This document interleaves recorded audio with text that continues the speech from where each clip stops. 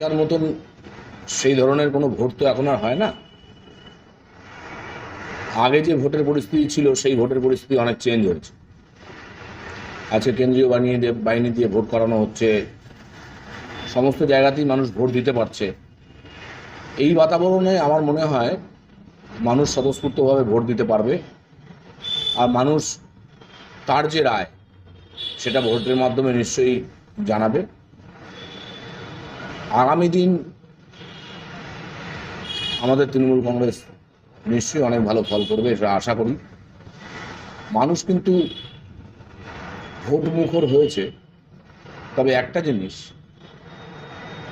যত বেশি কেন্দ্রীয় বাহিনী যত বেশি আঁটোসাঁটো করা হচ্ছে ততই দেখা যাচ্ছে তৃণমূলের রেজাল্ট কিন্তু ভালো হচ্ছে।